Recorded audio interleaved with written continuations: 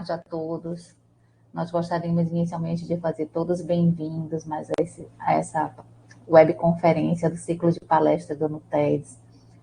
É uma iniciativa para melhorar a qualidade do ensino, né? Levar um ensino de melhor qualidade, ter a oportunidade de poder discutir assuntos voltados para as diversas especialidades. E eu fiquei responsável por ser moderadora aqui desse módulo, que é um módulo da cardiologia, que nessa primeira etapa a gente resolveu trazer em grupo, né? Após uma análise em grupo, a avaliação do eletrocardiograma, que a gente sabe que é um tema de interesse não só, né, para o pessoal da medicina, mas como para o pessoal da fisioterapia, da enfermagem. Todos nós, em um dado momento, vamos ter que ter contato com esse método e ele vai poder fazer a diferença tanto a nível de ensino como a nível de atuação profissional mesmo. Então, para abrir esse módulo, a gente trouxe aqui o professor André, né? O professor André é graduado em Medicina e especialista em Cardiologia pela Universidade Federal do Ceará. Tem título de especialista em Cardiologia pela Sociedade Brasileira de Cardiologia. Professor de Cardiointervencionismo da pós-graduação de Emergência e Terapia Intensiva da Universidade de Fortaleza. Médico assistente do Ambulatório de Cardiologia do Hospital de Messejana, Hospital do Coração. E médico plantonista da Cardiologia e da Emergência Cardiológica e da UTI Cardiológica do Hospital da Unimed. Aqui a gente vê aqui vários pré-requisitos do Dr. André. E além do mais, como a gente pode ver ali ao fundo, né? Ainda é um artista. Toca piano, toca violão, ainda tem tempo de ser um artista também. A gente lhe agradece muito, André, pela sua disponibilidade de estar aqui, de poder nos contemplar, né? Com a sua apresentação, poder trazer essa apresentação que vai nos ajudar a entender um pouco mais a respeito desse método que é tão importante. Eu gostaria de lembrar a todos que essa webconferência ela vai estar sendo gravada, né? Ela é a primeira de 4 aulas, sequência de aulas de eletrocardiograma, nessa primeira etapa da cardiologia, né, dentro das webconferências. Provavelmente só em 2024 a gente vai trazer temas clínicos voltados para a cardiologia, no próximo módulo, e que ela vai estar disponibilizada nas nossas redes sociais, inclusive no canal do YouTube, para quem não puder participar nesse momento. E agradeço a todos e vou deixar o tempo para o professor André aqui nos abrilhantar com a sua aula. Obrigada, André. Boa tarde, pessoal. Já tive a apresentação feita, né? Eu queria agradecer aí a toda a equipe do NUTEDS, a professora Neila, nele, e vou começar aqui a falar um pouco desse método, que é o que a gente, como cardiologista, usa no dia a dia. Só compartilhar minha tela. Peraí, só. Deixa eu ver aqui. Clico. Ver se eu aprendi direito, ó. Acho que eu aprendi. Vocês estão conseguindo ver a apresentação? Não, professor, está compartilhado uma página, uma aba da web. Você tem que clicar em compartilhar a tela toda. Ah, compartilhar a tela toda, tá certo. Então deixa eu. Conferência. Pronto, quando eu clico aqui. Peraí, de novo. Tô... tela inteira, né? Clique em cima, compartilhar. Agora foi, né? Agora sim, só abrir a apresentação. Pronto. Clicar no botão ocultar, por favor. Tá ok? Tá ok. Ok agora, né? E ocultar aqui. Excelente. Pronto. Eu vou falar sobre os aspectos eletrocardiográficos do eletrocardiograma normal, né? Assim, um pouco redundante, mas a eletrocardiografia, ela estuda é uma ciência que estuda a, a variação dos potenciais de superfície na superfície corpórea, né? Assim, falando só um pouco, o sistema eletrocardíaco, na realidade, o coração, só para situar, eu sei que é uma aula para todo mundo, o coração aqui é como, eu digo que é como uma casa, né? A gente tem aqui, numa casa a gente tem toda a estrutura, as paredes, tem o encanamento, tem o sistema elétrico. No coração a gente tem o cardiomiócito, o conjunto de células que formam o coração, que forma um órgão em si. Nesse conjunto, a gente tem um sistema vascular, que seria o encanamento, só que o coração, todo mundo sabe que ele é a bomba que tira sangue ele passa o sangue para frente, né? Tira sangue do sistema venoso, passa para o sistema arterial. Tira sangue vem sangue do pulmão, ok? E ele oxigenado e ele passa esse sangue para o resto e recebe sangue do corpo para voltar para o pulmão, ativando tanto a grande quanto a pequena circulação. Para que haja esse bombeamento, essa atividade mecânica ela tem que ocorrer de forma síncrona. E para que isso ocorra de forma síncrona, como andança, existe um sistema de condução que ativa todo esse conjunto de células cardíacas, de cardiomiócitos, que é o sistema chamado sistema excitocondutor. E o eletrocardiograma, esse sistema excitocondutor, ele gera uma atividade elétrica, e não sei se todo mundo está lembrado aí da física da eletricidade, quando existe uma corrente elétrica passando no meio, essa corrente elétrica ela é capaz de gerar um campo elétrico e gerar um campo magnético, ou seja, ela gera um campo eletromagnético.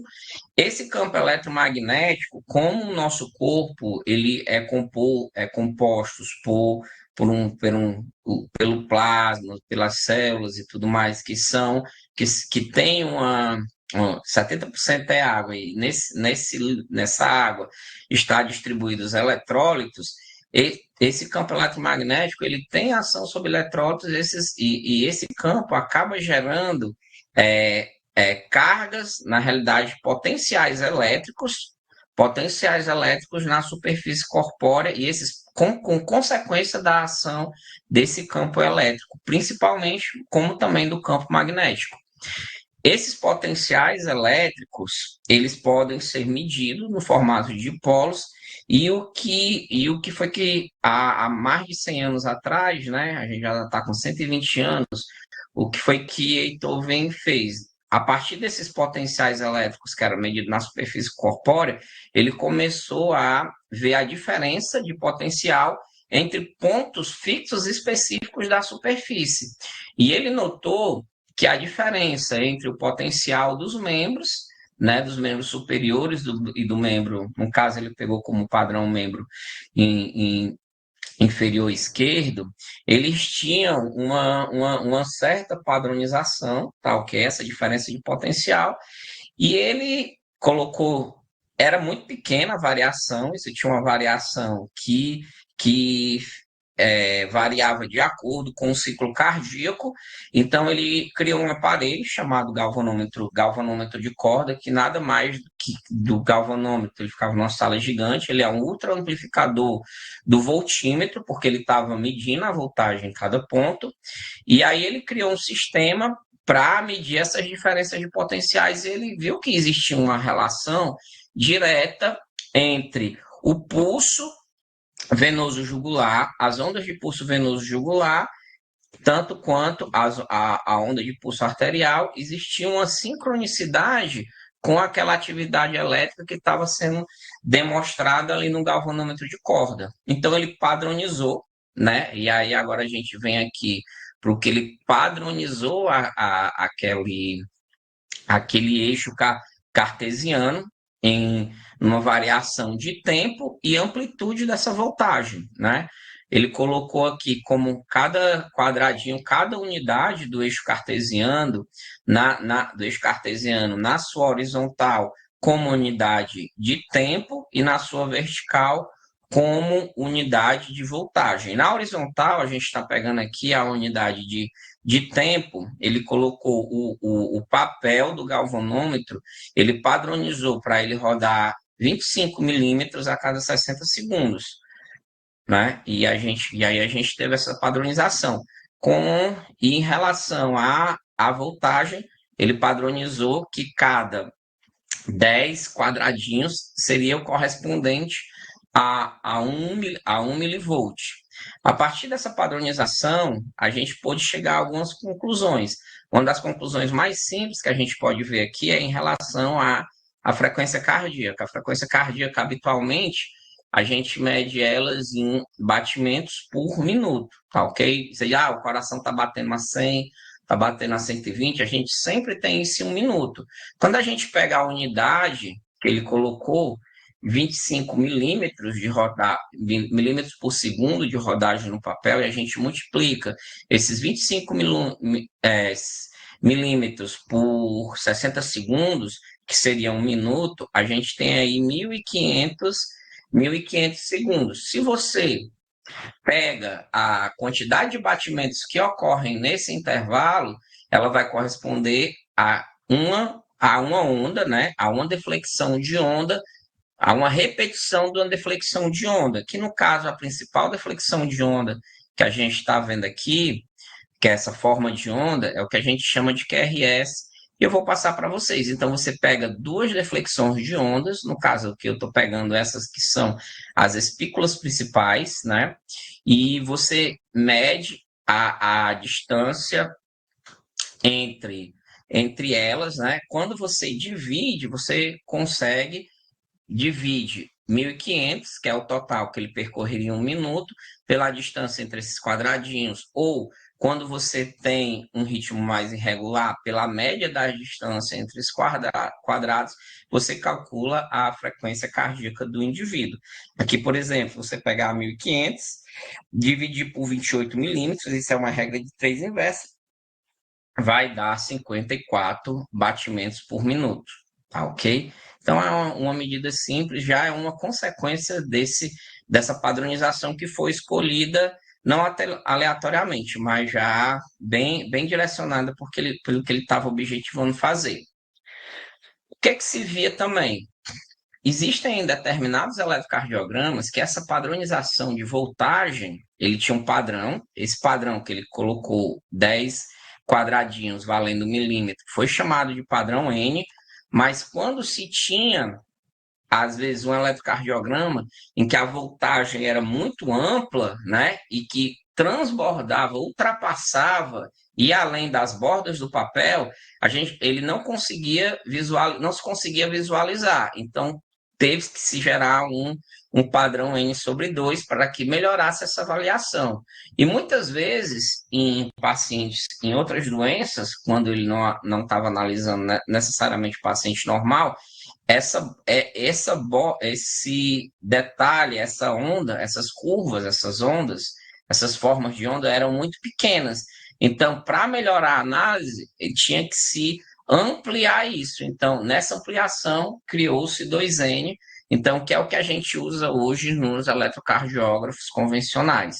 Esse padrão N sobre 2 e padrão 2N para analisar a amplitude dos elétrons. Aqui a gente tem um eletrocardiógrafo digital, tá ok? É o que se tem de padrão hoje, na atualidade, em que você vai ter aqui 3 derivações contínuas. Nessa sequência é o que se mais usa, onde você usa o que a gente chama de derivações do plano frontal, né? E outras as derivações pré-cordiais, que a gente vai ver bem direitinho como é que elas funcionam. O interessante é que essas derivações elas estão pareadas 3 a 3 no mesmo tempo. E existe uma derivação que a gente chama derivação de ritmo, tá ok? Que ela fica ali separada. Na maioria das vezes se usa o D2. No caso desse eletrocardiograma em específico aqui, foi utilizado o V1, tá ok? Quando a gente vai fazer as medidas, a gente tem que notar que pode ter interferência, alguma coisa pode. Quando o eletrocardiógrafo ele capta sinais elétricos na superfície corpórea.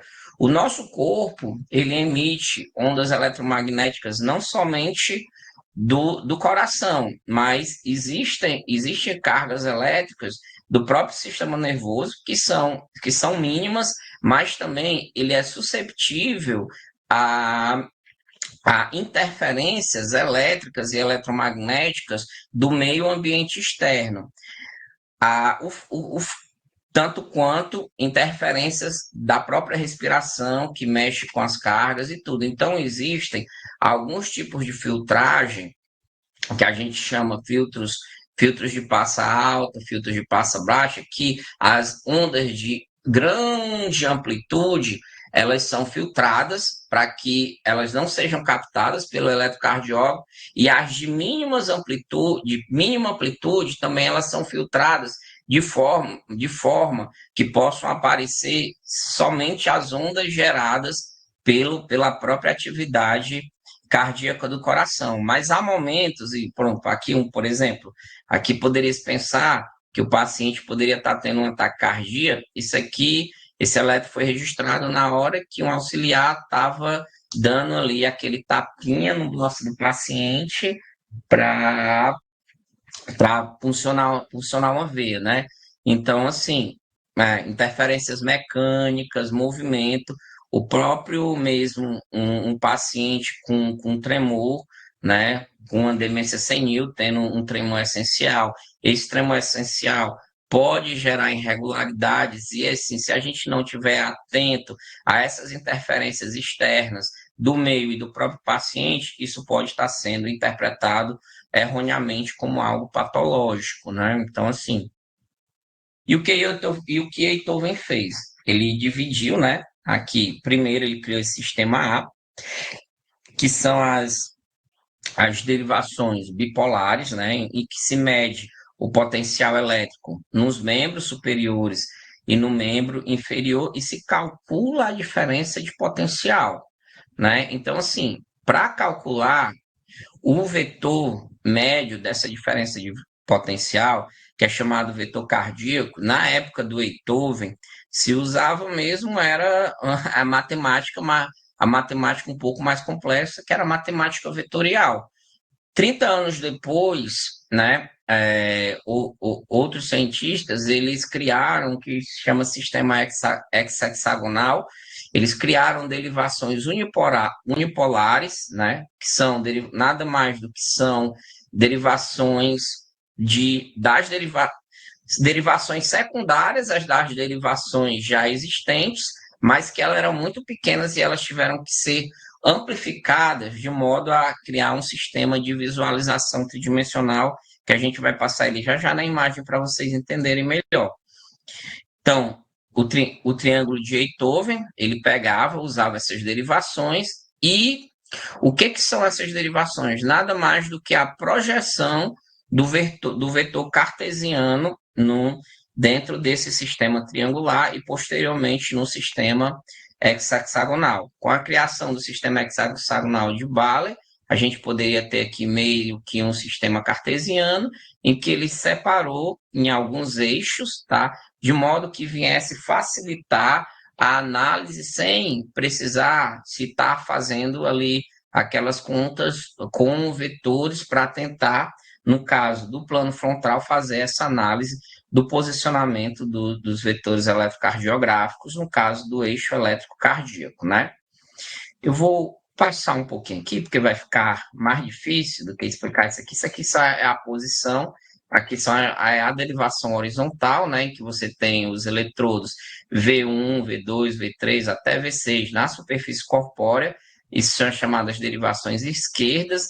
A gente também tem as derivações direitas, aqui mostrando a colocação do eletrodo V1, né, a nível parasternal, no nível do quarto espaço intervertebral, V2 direito, V2 quarto espaço intervertebral para external esquerdo.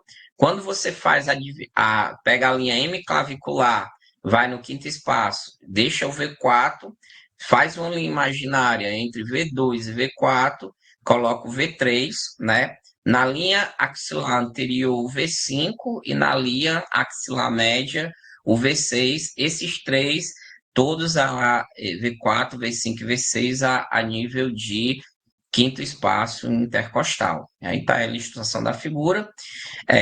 O que a gente vai ter? Vai ter esse plano, né? Esse plano, ele é capaz, quando você usa, inclusive, as derivações que a gente chama de derivações direitas, no caso aí representado por V3R, V4R, esse plano, ele é responsável por essa visualização horizontal do coração, e também temos as derivações posteriores, que são V7 e V8. Depois a gente, qualquer coisa, conversa com mais detalhes. São derivações especiais que vocês vão ver, principalmente quando estiverem estudando síndromes coronarianas, quais serão a função dela.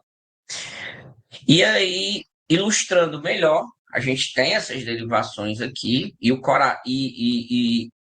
elas se correlacionam em termos de tamanho do vetor com a massa de cada local do coração, tá bom? Com essa massa contrátil mesmo, gerando essa atividade elétrica na superfície. E quando a gente analisa aí o plano horizontal, a gente tem um coração nesse plano horizontal, e cada conjunto de derivações vai ser responsável pela análise de determinado segmento do coração. No caso aqui, nessa ilustração, a gente tem aqui as derivações V3R, V4R, representando aí o ventrículo direito, né? As derivações V1 e V2 do eletrocardiograma, representando o septo interventricular, as derivações V3 e V4, representando aí a parede anterior do coração, as derivações V5 e V6, a parede lateral. Isso principalmente quando a gente está fazendo análise de voltagem, né? Análise que é o que importa. Quando você vai para o plano frontal, né? Vocês têm aí no plano frontal, aí trazendo essa imagem que fica mais legal de ver, tem aí o coração. Vamos ter aqui D2, D3 e AVF, fazendo a análise aí da parede inferior do ventrículo esquerdo, né? Principalmente, mas toda a parede inferior do coração, tá ok? E no D1 e AVL da parede lateral alta. Quando a gente passa isso para o eletrocardiograma, a gente tem aqui o elétron, dentro dessa distribuição que ficou padronizada, né?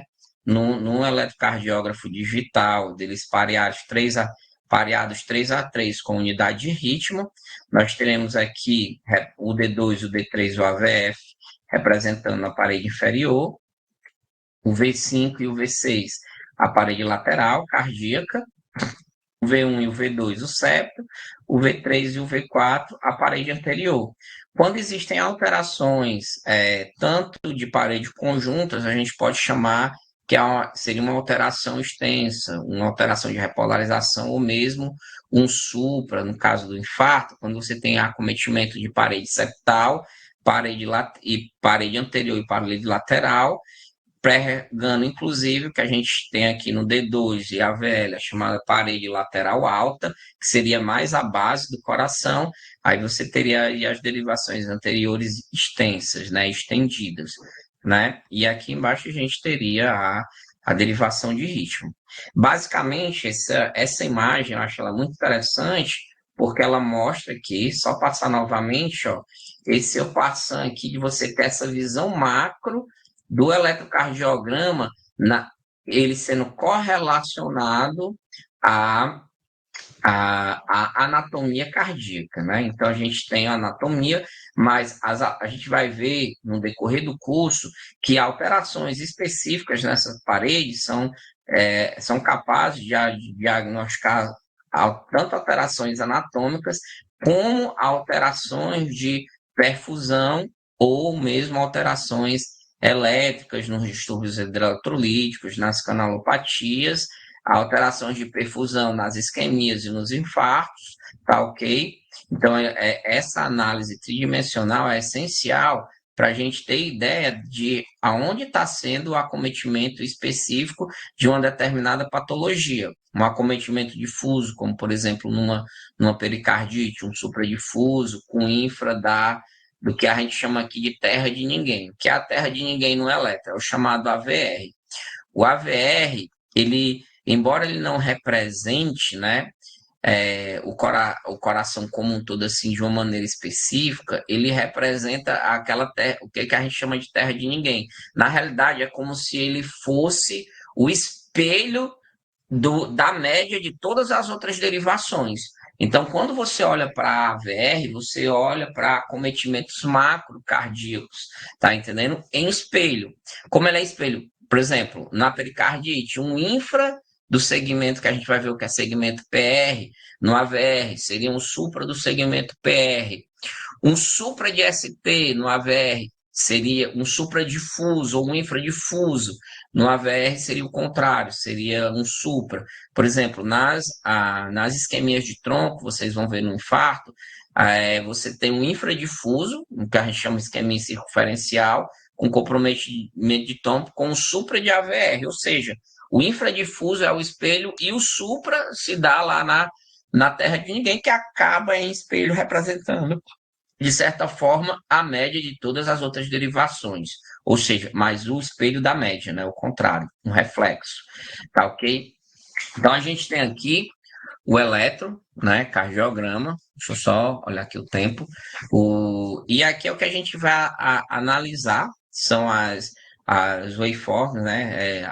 As formas de onda do eletrocardiograma, que elas são variações de amplitude de atividade elétrica, de alterações de voltagem no tempo, sendo que esse padrão, que a gente chama P, QRS, né, aqui está representado por onda RS, mas a gente chama QRS, T e U, por que eram representados assim? Porque existe, Beethoven estava até, tinha a primeira fotinha, né, que quando você lê o livro, um livro que eu li de elétrico, do Macruz, tinha lá a fotinha A, B, C, D, que foi um aluno dele, do laboratório, que colocou aquelas letrinhas. Aí ele sabidamente, conhecedor da matemática, ele disse, ó, isso aqui está errado, porque as ondas, elas são representadas pelas letras da segunda metade do alfabeto, e não pelas letras da primeira metade. As letras da primeira metade, elas representam as retas. Por isso que a gente começou com a primeira deflexão sendo representada por onda P, porque a partir do P nós temos as letras da segunda metade do alfabeto, e nessa sequência ficou P, Q, R, S, T, e algumas vezes também a onda U. Então, o que a gente vai analisar aqui é o que altera, o que são cada uma dessas deflexões num eletrocardiograma normal, e o que cada uma delas representa. Tá ok? Então, assim, aqui a gente tem, voltando àquela análise, né? Um coração sem rotação, um coração, a gente vai falar um pouco agora de rotações, porque quando a gente analisa o eletrocardiograma normal, existe uma gama, existe uma variação de normalidade que deve ser considerada e que muitas vezes é passada por patológico. Então, a gente vai pegar isso aqui, é o nosso eletro de base, é um eletro de um paciente normolíneo, né? Então, assim, não tem nenhuma rotação, um paciente totalmente saudável, em que você tem representado em cima as derivações do plano frontal e abaixo as derivações do plano horizontal. O que a gente pode ver assim? O eixo, né? Assim, existe, quando a gente analisa naquela coisa PQRS, T, né? Como aqui no RS, você sempre vai ter uma onda P antes de um complexo QRS, tá ok? Todo complexo QRS, quando você analisa o ponto horizontal, existe um crescimento da primeira onda R. Quase você não vê onda Q, vai aparecer uma onda Qzinho aqui em V4, V5, V6, e começa com onda S, e essa onda S vai desaparecendo. Quando você olha para D2, D3 e AVF, existe uma positividade da onda P, tá ok? Tanto quanto a positividade do QRS, e quando você olha para a VR, ela é como se ela fosse o espelho da média dessas derivações do plano frontal. Então, se ele teria uma onda P negativa, um QRS negativo e uma onda T negativa. A derivação D3 D3 é o que a gente chama de derivação ambígua, tá bom? Porque, assim, ela pode ser, inclusive, a chamada derivação do engano, as derivações do engano, que no caso são D3 e AVL. A gente tem que ter muito cuidado quando olha alguma variação eletrocardiográfica nessas derivações, a gente sempre que olha uma alteração, seja ela qual for, em D3, para dizer que isso é patológico, você tem que correlacionar com D1. Se essa alteração eletrocardiográfica em D3 ela também existir em D1, provavelmente isso pode ser patológico. A mesma coisa com AVL. Quando você olha para AVL, você acaba olhando também para D1 e D2 também. Você tem que ficar correlacionando, né? E aí aqui a gente tem, por exemplo, um paciente obeso, né? O que que vai acontecer aqui? O paciente obeso, a gente está vendo aqui o eletro, ele começou com R, tá ok? No paciente mais obeso, se ele for baixinho, o que que vai acontecer com o coração em relação a essas derivações? Ele acaba tendo, como é que eu vou dizer aqui, nas derivações precordiais, uma diminuição, tá bom? Aqui como é que eu disse, uma baixa voltagem nessas derivações do plano frontal, tá ok? Que não vão corresponder necessariamente ao que se observa no plano horizontal. Isso se deve a quê? Quando você mede diferenças de potenciais muito distantes, o que que acontece? Existe uma barreira à condução elétrica do centro gerador de eletricidade até aquele ponto. Então, a gordura ela atuaria como um isolante, sendo que nessas derivações distantes você chegaria com a carga mais baixa. Já nas derivações mais próximas, você pode ter ali, se o paciente for obeso, mas não for muito, muito, muito obeso, você pode ter essas derivações com voltagem dentro da normalidade. Então, você teria essa baixa amplitude do QRS no plano frontal, tá ok? Aqui mostrando um pouco dos eixos cardíacos, o eixo anteroposterior, longitudinal e transverso, que é o que rotaciona a depender de cada paciente, né? E aí aqui a gente tem um paciente onde se tem que a gente chama de horizontalização do coração. O coração, o paciente mais brevilíneo, né? O coração, a ponta vem para frente, se ampliando as R's em toda a parede anterior, tá ok? Então, assim, esse é um coração mais horizontalizado e ele tende a mover a ponta mais para frente nesse tipo de paciente. Aqui a gente tem um paciente mais longilíneo, né? Você teria um coração mais verticalizado em ponta, tá ok? Em que a ponta do ventrículo estaria olhando ali para ver mais na direção de V1, V2 e V3 e perdendo um pouco daquela horizontalização que ora principalmente para V4, V5 e V6. Então, existiria uma voltagem menor nessas derivações, né? Então, esses são aspectos gerais que todos são eletrocardiogramas normais, mas que essas alterações de rotação e do próprio biotipo de cada paciente vai estar se mostrando um pouco diferente daquele padrão convencional que a gente está acostumado a ver.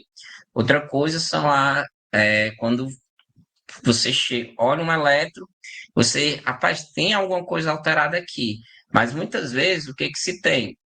Existem uma troca de eletrodos.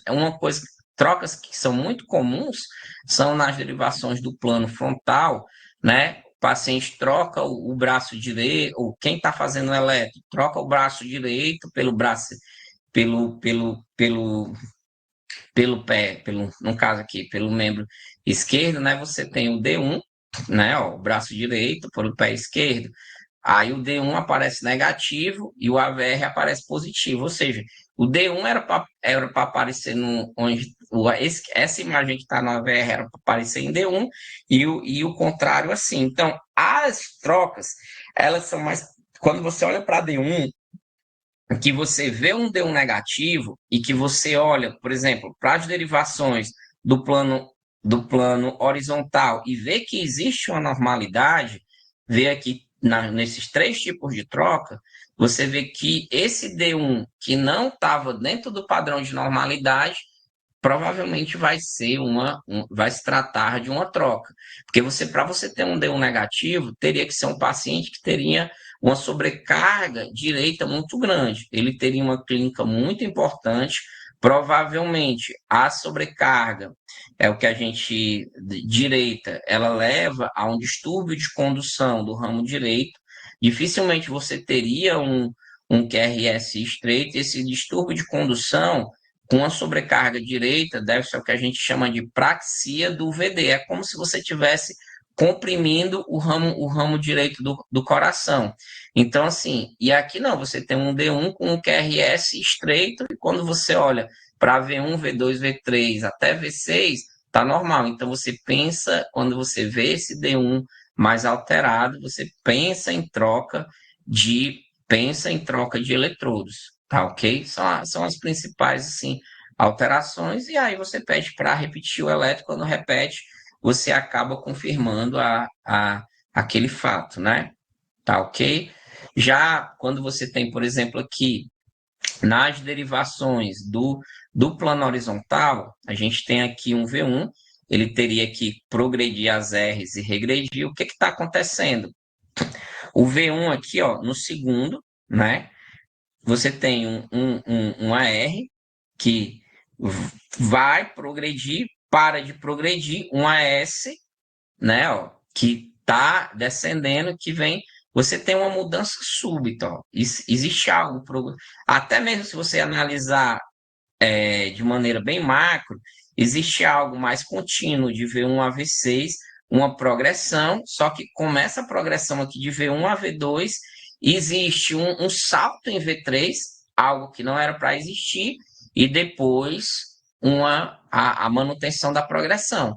Você vê que se você trocar esse V3 e colocar ele lá no lugar do V2 e o V1, a progressão ela vai se conservar. Então, o que que acontece? É que a gente está tendo uma troca ali dos eletrodos da parede horizontal, e a gente tem que ficar nisso, porque isso vai fazer o diagnóstico diferencial, principalmente quando a gente está falando das sobrecargas do ventrículo direito, com um índice que a gente chamava a penalosa tranquese, porque você tem uma mudança, vocês vão ver nas sobrecargas, que você tem uma mudança súbita do V1 para o V2 e às vezes do V2 para o V3, mas assim, essa mudança súbita, ela está muito relacionada às sobrecargas de câmara direita e à rotação cardíaca posterior importante.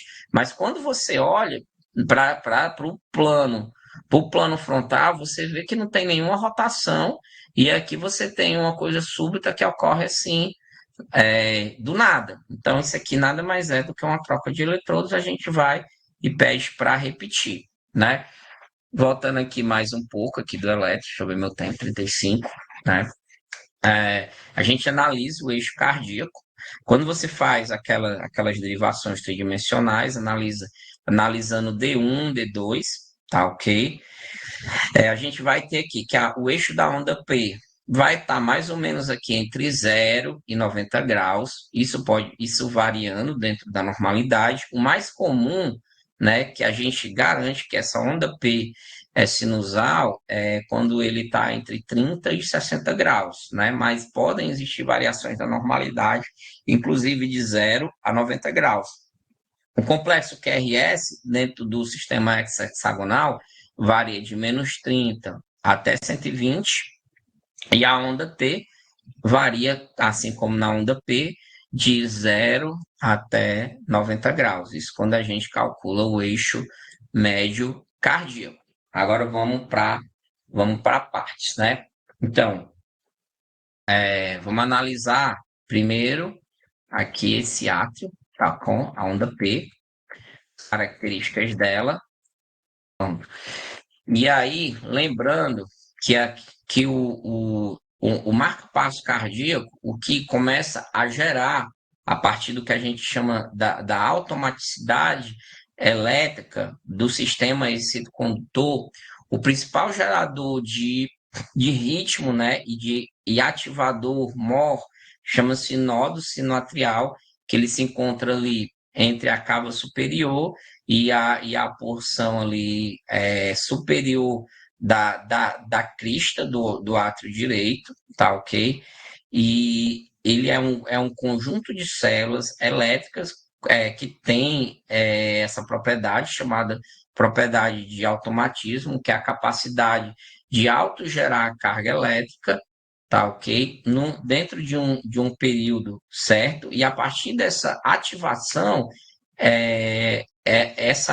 esse impulso que é gerado no nosso sinoatrial, ele é transferidos através do sistema excitocondutor e célula a célula para os átrios, né? Mas assim, principalmente pelo sistema de condução, existem outras transferências, que é o que chamam buracos atriais, que é uma transferência mais lenta, e a transferência rápida, que vai ser responsável pela ativação ventricular, é a ativação pelo sistema excitocondutor, em que a gente tem três ramos principais: o anterior, o médio, o medial e o posterior, que eles vão confluir no nosso sinoatrial. Então, a gente tem a ativação cardíaca. Essa ativação cardíaca ela ocorre primariamente a nível atrial, no caso, né? A nível de átrio direito, e posteriormente tem uma ativação a partir da tenda superior do átrio, com um feixe que é chamado feixe de Bachmann, que manda um feixe elétrico para o átrio, que é um pouco mais tardio, porque existe uma condução transeptal entre os átrios também, que é um pouco mais tardia. Então a gente teria a ativação, a onda P atrial direita e a onda P atrial esquerda, quando assim a gente está considerando essa positividade com análise na derivação D2, tá ok? Então quando você analisa na D2, né, então você teria isso meio que normal. Quando você considera, por exemplo, que o átrio esquerdo está crescido, esse átrio, isso vai se alongar um pouco, principalmente em tempo. Vocês vão ver isso lá quando vocês forem ver sobre sobrecargas, entendeu? Quando o átrio direito cresce, ele cresce principalmente em amplitude. Mas o que a gente tem que analisar hoje é o que é normal da onda P. E o que é normal da onda P? A onda P ela tem entre a primeira deflexão e a última deflexão, ela tem um tempo máximo de 100 milissegundos. Uma onda P normal, os dois picos, né? Os dois picos entre a onda atrial direita e a onda atrial esquerda, eles duram no máximo 40 milissegundos. Eles são menores. Isso quando você considera a derivação D2. Quando você considera a derivação V1, você vai ter essa derivação, o átrio direito ele tem que ir no máximo 1 milivolt, né? E a negatividade tem que ser, no máximo, 0,1 milivolt, né? Não 1 milivolt, 0,1 milivolt. E a temporalidade no átrio esquerdo, ela tem que ser menor do que 80 milissegundos, tá bom? Aí, nas sobrecargas atriais esquerdas, isso aumenta, aí direitas, você consegue ver bem a amplitude da primeira onda, e nas sobrecargas atriais esquerdas, a amplitude da segunda onda maior do que um quadradinho, que é o chamado sinal de Morse, né? Ok? Então, essa é a característica da normalidade da onda P. Ela tem um eixo, né? Ela tem uma variação do eixo. Isso aqui teria que ser uma aula mais pormenorizada, tá bom? Para a gente ver essas alças rotacionais. Mas, assim, as alças rotacionais, elas não mais representam do que essas variações da onda P ao longo desse sistema hexagonal. e principalmente para quem faz análise de vetocardiograma. É muito pouco utilizado hoje em dia o vetocardiograma, né? Então, aqui tem a onda P, né? Essa morfologia, tá ok? Lembrando aqui que ela pode ser negativa em D3, porque D3 é de ninguém, tanto como positiva, por isso que a derivação D3 a gente não considera muito, assim, na análise da onda P, né? A gente tem aquela ideia de que tem que ser positiva em todas as derivações, negativa em AVR, mas ela pode ser enganosamente negativa algumas vezes em D3, né? Ela é negativa em AVR, positiva na maioria das vezes em todas as derivações, mas pode ser negativa em D3 num ou outro elétron, então é por isso que a gente chama derivações de ninguém. Após a onda P, a gente tem a análise do segmento ST, essa análise do segmento PR, né? Essa análise é fundamental, porque quando a gente analisa o segmento PR, quando você analisa uma célula, ela é ativada e você tem por uma despolarização e ela tem que voltar ao estado de repouso para poder ser reativada. Então a célula despolariza e depois ela tem que repolarizar. Quando isso acontece no ventrículo, né, que a gente vai ver bem pela questão da onda T, principalmente da onda T, quando vocês estiverem vendo as síndromes isquêmicas, mas o segmento PR, ele é fundamental, porque quando a gente olha para a linha de base do eletrocardiograma, e o principal segmento para a gente ver qual é a linha de base seria o chamado segmento TP.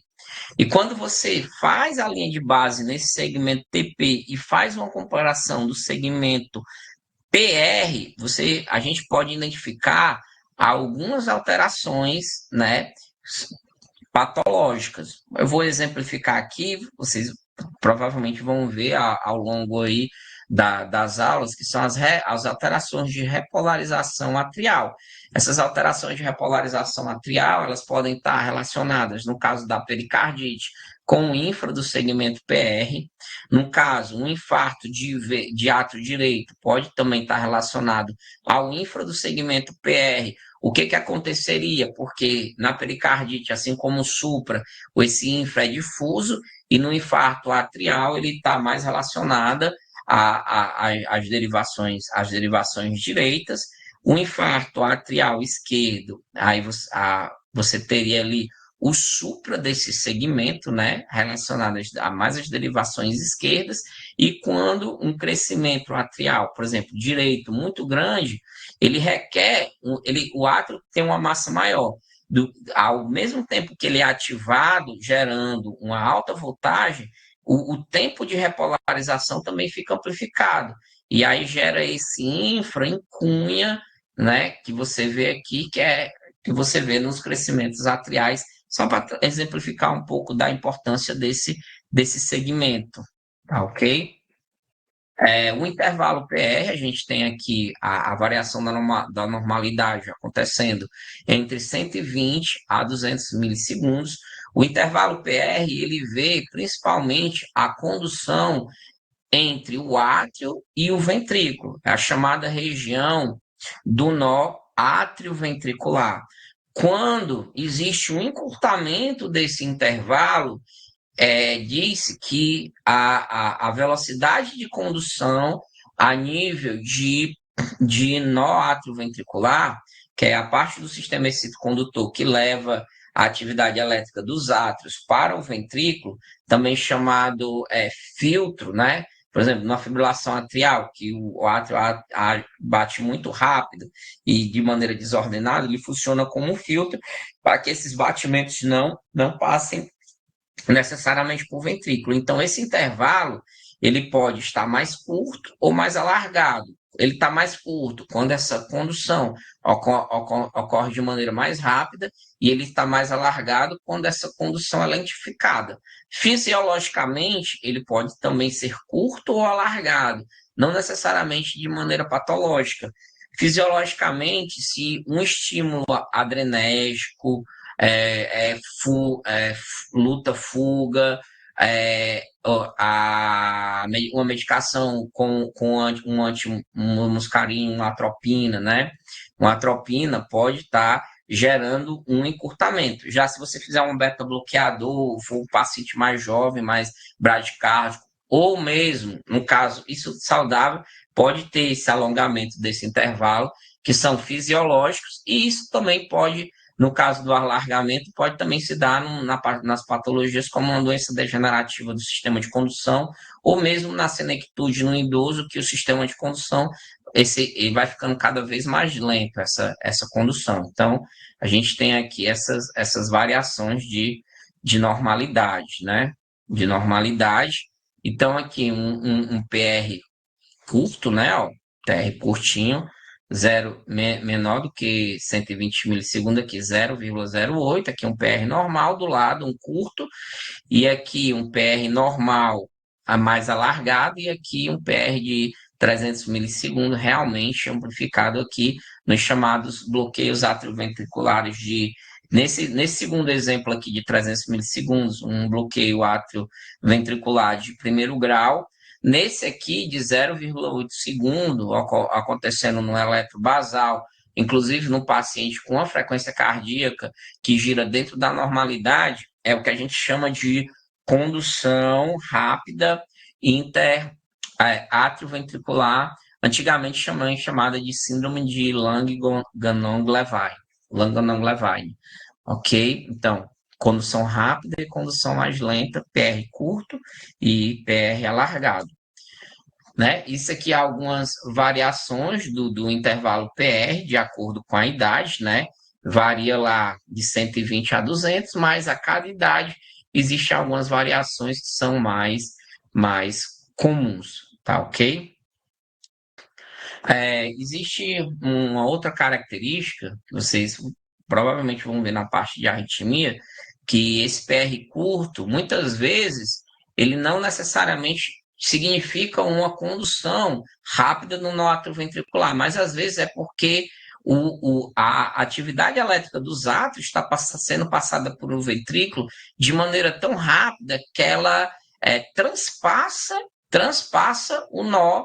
No caso aqui, a gente tem aqui o chamado feixe de Kent, né? Aqui seria o nó, que conduziria a 80 milissegundos em média. Esse amarelinho aqui, a gente teria aqui uma condução pelo um feixe de Kent mais rápido, né? E aí aqui demoraria mais, aqui conduziu rápido, conduziu somente 25 milissegundos, bem antes, que é uma conexão muscular, que quando se existe clínica associada a essas conexões, é o que a gente chama de síndrome de Wolff-Parkinson-White, né? Mas essa condução anterógrada com ativação célula a célula, levando a um PR muito curto e esse empastamento inicial do QRS, só para ver que essa condução pode se dar por outras vias, encurtando PR.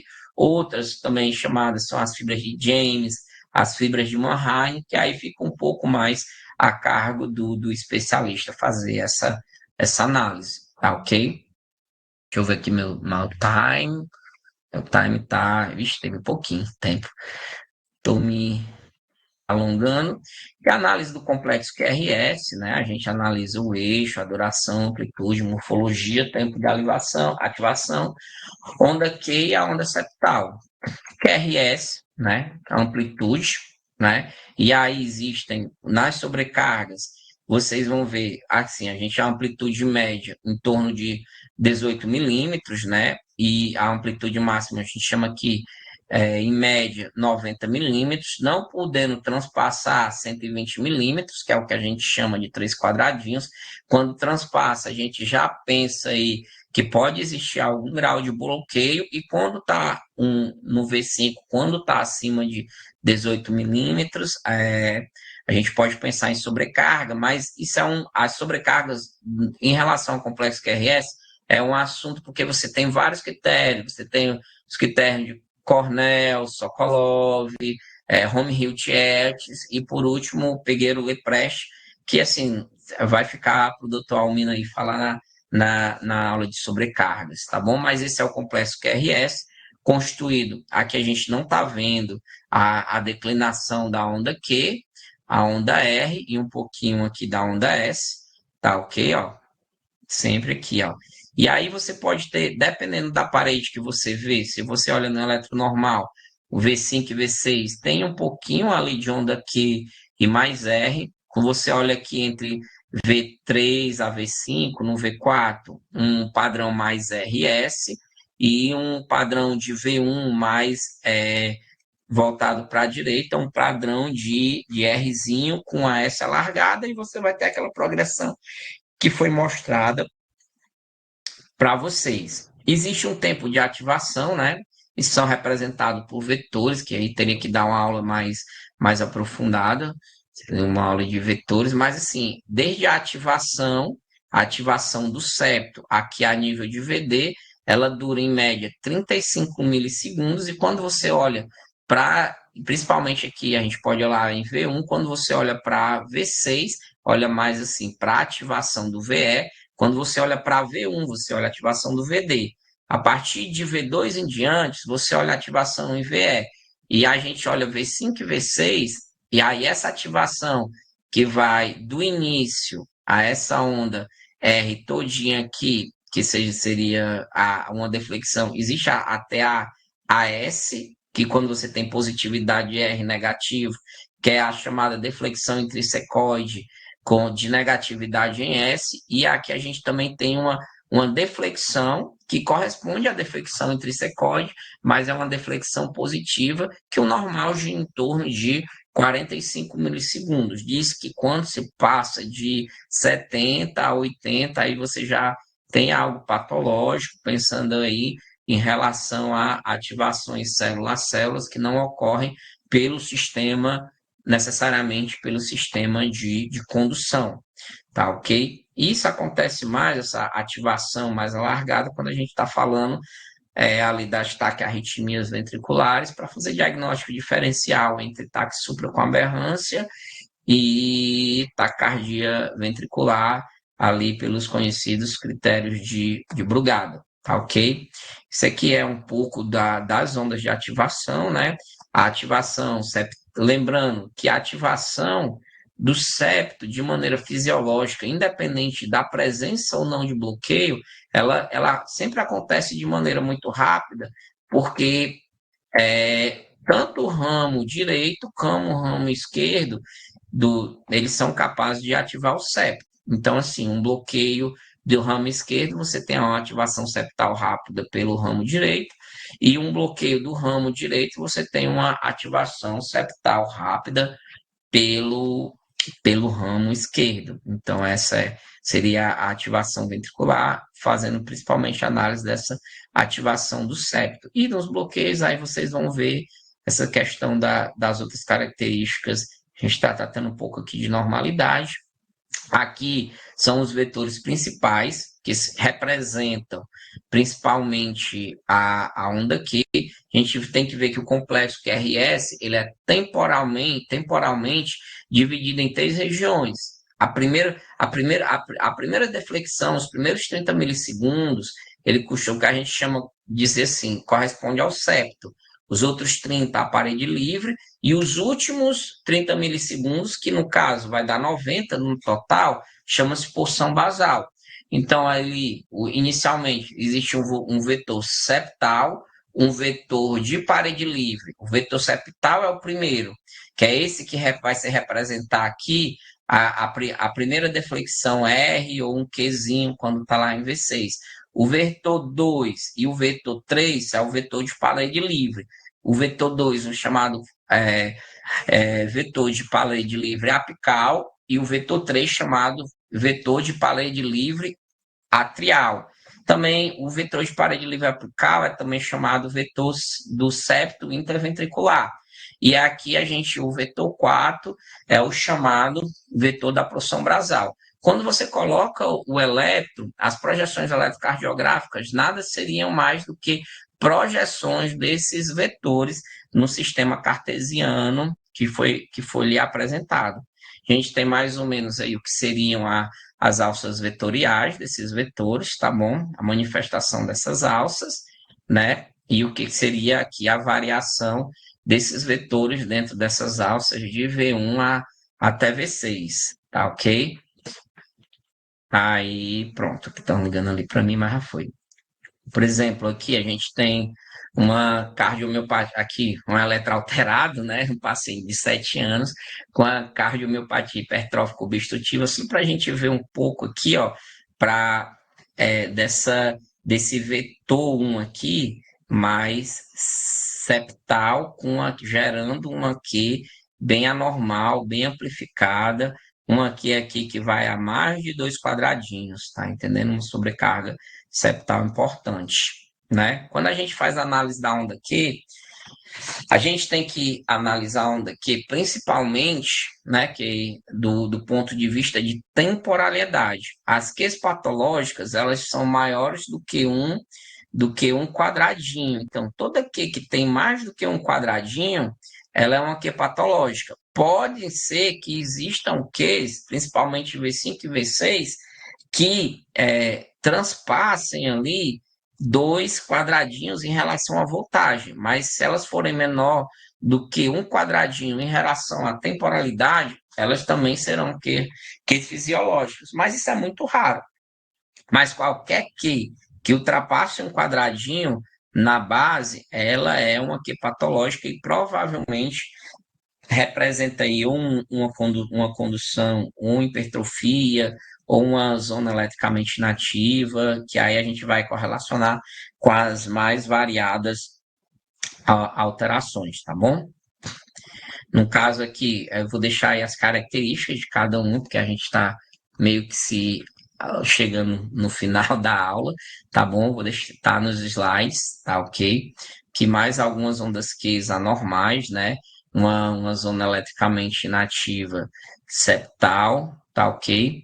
E aí vamos analisar o segmento ST, né? Assim, aí o QRS mantém o que a gente já fez de análise, e aqui existe um ponto fundamental, que é o ponto J, né? O ponto J nada mais é do que esse ponto que ocorre depois da última deflexão do QRS, tá ok? Em torno ali de 80 milissegundos, e existem alguns colegas que colocam em torno de 40 milissegundos, mas na literatura, depois da última deflexão do QRS, você conta ali 2 quadradinhos, né? Existem, a depender da literatura, vai ter literatura que vai dizer que é um quadradinho, tá ok?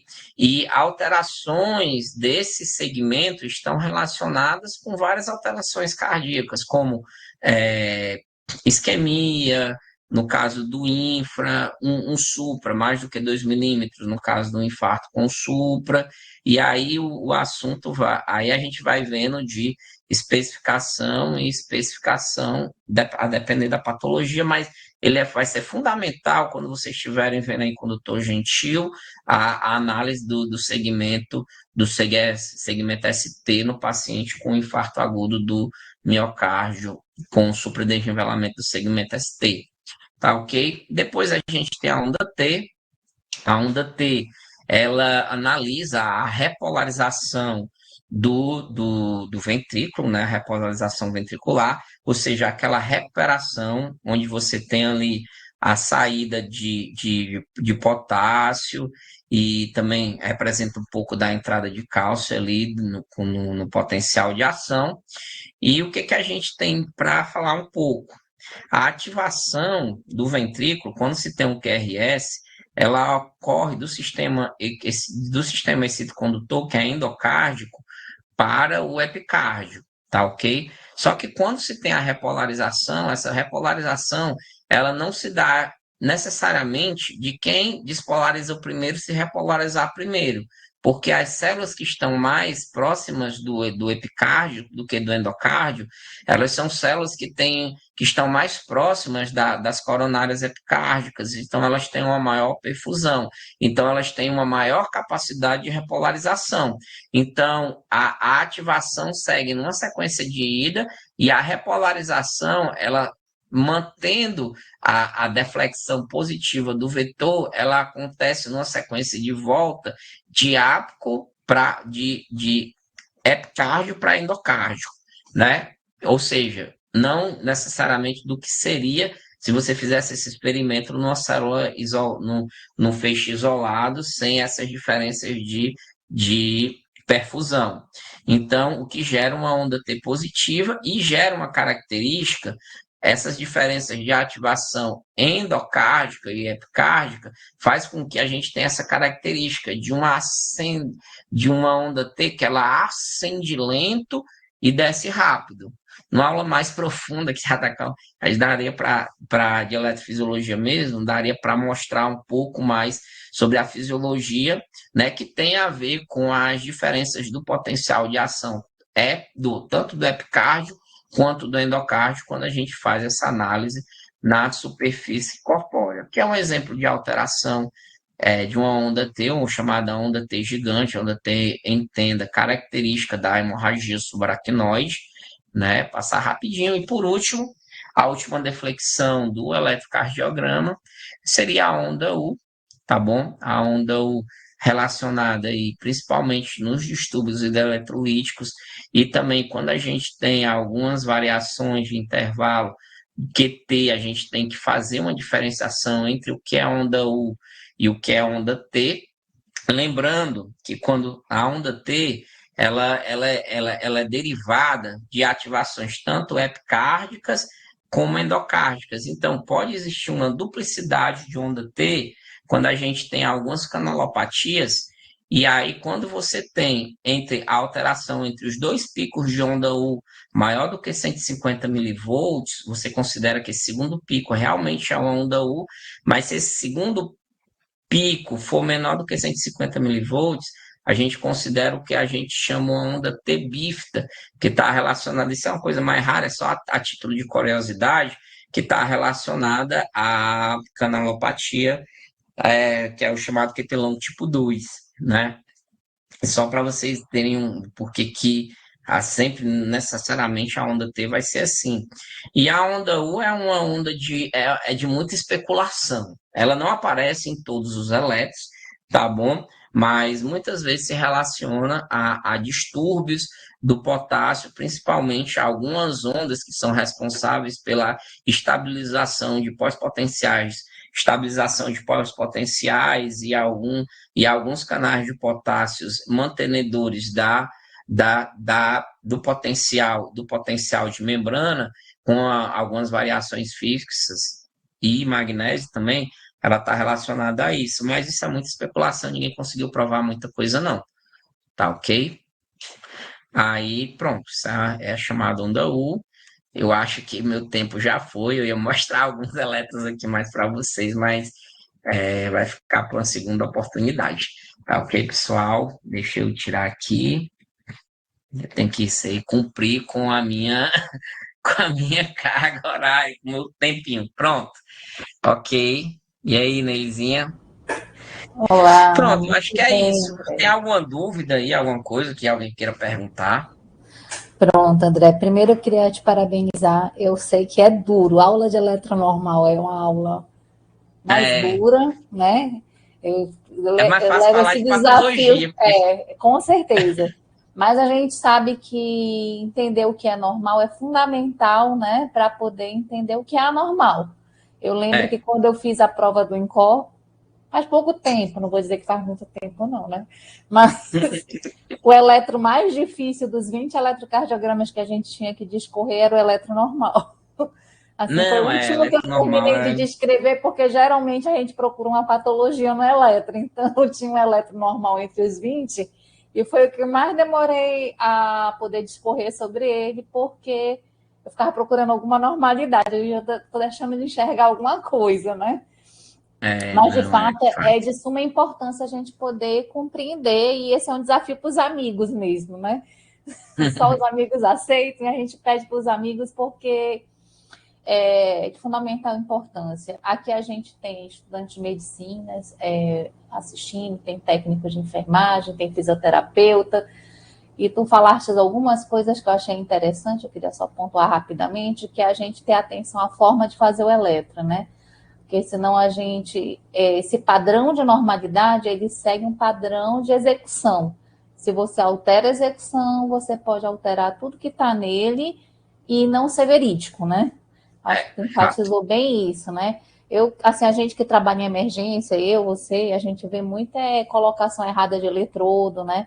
Que às vezes pode amputar um R, pode simular um supra, dependendo da derivação a que se referem, né? Então, para as pessoas que trabalham com a gente, né? Profissionais não médicos que participam dessa execução, eles têm um fator primordial. Algumas coisas a gente consegue supor, como a inversão de eletrodo, e outras podem atrapalhar realmente a análise e levar a gente para um raciocínio clínico ruim. Eu achei essa tua colocação de suma Eu importância. só, eu só queria só colocar, é porque eu, só lembrar que só agradecer, só um colega meu, o Bruno André, né, que cedeu a maioria dos slides para a aula, entendeu? Ele é lá de Resende, então, não, Andrezinho, pode usar aí esses meus slides aí à vontade, fique tranquilo. Ele, não, eu vou dizer lá. Ele, não, tá certo, mas Ah, se você quiser. perfeito. Mas assim, é porque realmente esses slides são do pai dele, que já faleceu, que é o doutor Eduardo André, né? Então, eu conversei com ele no WhatsApp e ele realmente, não, Andrezinho, pode usar, fique tranquilo aí, que isso realmente foi uma aula que eu tive, só que essa aula foi de 4 horas, né? Assim, foi um curso, na realidade, que eu fiz com eles, né? E assim, curso extenso, né? Mas muito bom, foi onde eu mais aprendi elétrico, entendeu? Mas é isso, agradecer aí. Qualquer coisa eu fico à Pronto. disposição. E se tiver dúvida, manda aí no Zap, manda aí nas coisas aí, pessoal. A gente fica de boa, tá bom? Mais Pronto. Tem alguma só coisa uma aí? pergunta, André, Pode que foi da perguntar. Ana Lúcia. Ela perguntou aqui de que forma a inteligência artificial associada ao eletrocardiograma pode ajudar na descoberta de doenças. Ela colocou aqui como diabetes, entre outras. Se quiser Na discorrer um realidade, pouco. não, a inteligência, na realidade, hoje a gente já tem inteligência artificial dando laudo de eletro, né? A gente teve um estudo, não sei, acho que foi em Stanford, né? Que eles pegaram eletros sabidamente de pacientes que tinham patologias que já foram vistas em coisa mais no ecocardiograma, que foram vistas inclusive a nível de estudo eletrofisiológico, e colocaram a inteligência artificial para laudar os eletros com as configurações e colocaram os cardiologistas especientes para também laudarem os eletros e discorrerem sobre proporem algum diagnóstico, né?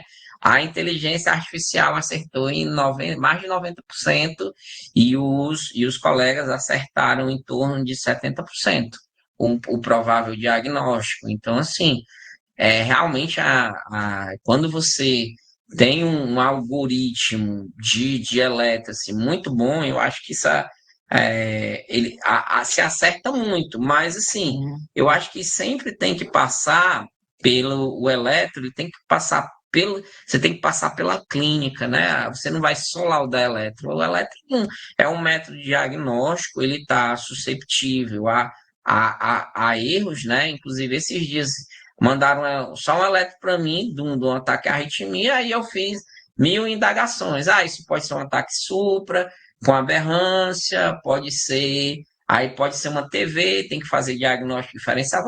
No final das contas, quando me disseram que a paciente estava grave na UTI, não, isso é TV em 99,9% agora, tá entendendo? Porque já era uma paciente mais idosa, com cardiomiopatia estrutural, ou seja, a análise do eletrocardiograma, ela está vinculada à análise da clínica do paciente, ao biotipo. Então, existem determinadas coisas que a inteligência artificial ela não vai poder substituir, né?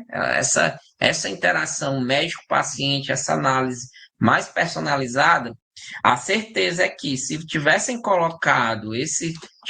dado a clínica e o biotipo desses pacientes para esses médicos experientes, né, eles teriam acertado ali quase em torno de 100%, entendeu? E a isso, mas assim, a gente está considerando simplesmente análise eletrocardiográfica. A análise eletrocardiográfica ela vai muito variada. A gente mesmo nessa aula viu que existe uma variação de normalidade, né? E até que ponto a inteligência artificial ela vai ser capaz de diagnosticar com precisão essa variação. A gente sabe que 50% dos pacientes que chegam na emergência e acometidos por uma síndrome coronariana aguda e têm isquemia, né? Dos que têm isquemia, inicialmente esse paciente tem um eletro normal e você vai ver a enzima está alterada, a clínica é uma clínica típica, vai para o cateterismo e existe lesão.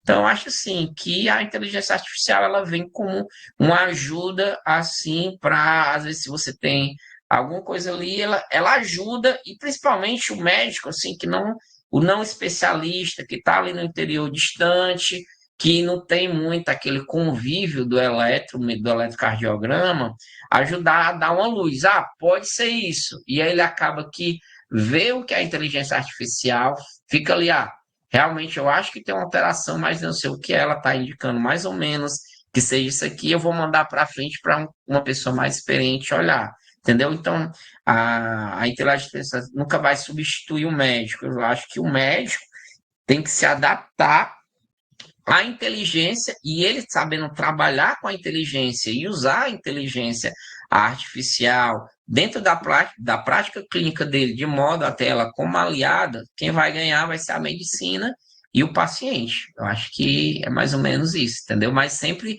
toda tecnologia para diagnóstico e para terapêutica, para tratar melhor, para a gente ter uma diminuição da mortalidade, principalmente no que tange as doenças cardiovasculares, ela é sempre bem-vinda, entendeu? É isso. Perfeito, André. Eu tenho trabalho com muitos colegas à distância, que são não cardiologistas, que algumas vezes eles me mandam eletro, particularmente de exames admissionais, perícia, né? E algumas vezes eu digo assim, isso aqui é um distúrbio de condução do ramo direito. A inteligência artificial é capaz de laudar isso muito tranquilamente. Mas um distúrbio de condução do ramo direito vai desde uma coisa que pode ser frequente em 20% da população normal e não ter significado algum. Pode ser um indicativo de um brugado incipiente, não tão manifesto naquele traçado eletrocardiográfico. Pode ser secundário a uma doença cardíaca congênita. Então, a forma de ver o traçado, às vezes, mesmo quando a gente escreve o laudo, a gente não consegue descrever exatamente qual é a nossa impressão a respeito daquilo. A gente tem que fazer um complemento. Então, distúrbio de condução do ramo direito, ele pode, no mesmo laudo, significar coisas amplas, mais variadas né? possíveis. As mais variadas possíveis. É esse feeling que, às vezes, a inteligência artificial não vai trazer. Mas ela ajuda muito. Ajuda. Eu queria só dar mais um adendo sobre essa pergunta da Ana, é que há um tempo atrás eu trabalho com telelaudos e a gente tinha uma clínica numa localidade no interior bem distante, que o pessoal tinha um aparelho de eletro que faz o laudo, né? Tem um pré-laudo, e estava entregando para os pacientes como se fosse um laudo. Não por charlatanismo, mas por falta de conhecimento mesmo, achavam que aquilo era um laudo. Então, do ponto de vista legal, um laudo ele só pode ser executado hoje por um médico, ele tem que ter assinatura, né? Tem que ter um médico responsável pelaquela análise. Eu queria só complementar isso porque eu tive essa experiência alguns poucos anos atrás, de que o pessoal realmente, de uma forma inocente, entregava aquele traçado com aquele exame, né? Aquele pré-laudo, achando que estava tudo certo. Muito obrigada, André. Muito obrigada a todos vocês. Gostaria de convidar vocês a poderem responder esse Google Forms, tem a questão da frequência, opiniões, a Ana Lúcia já botou aqui, se vocês quiserem mandar um e-mail da opinião, né, sobre as palestras subsequentes, elas vão continuar acontecendo às terças e quintas, nesse horário nobre, horário do almoço, né, que é justamente a gente poder aproveitar que todo mundo tem a vida corrida desse tempo, para poder aprender um pouco mais uns com os outros, né? Eu aprendi coisas aqui com o André hoje, né? Fico muito grata, André. Eu que agradeço. Pela sua explanação. E agradecer a todos vocês pela disposição de estarem aprendendo aqui também. Convidá-los para estarem nas outras aulas de eletrocardiograma, na quinta, terça e quinta que vem também, né? Para fechar, a gente fez tipo um mini curso com aulas avulsas. E depois vamos ter aulas das mais diversas especialidades, voltadas para a iniciação científica também, para quem está aí fazendo essa parte de trabalho científico. Agradecer a toda a equipe do NUTEDS também, né, que são os nossos bastidores que estão aí, né, colaborando com a gente. Muito obrigada, André, muito obrigada a todos. Valeu, obrigado. Tchau, gente. Tchau, tchau.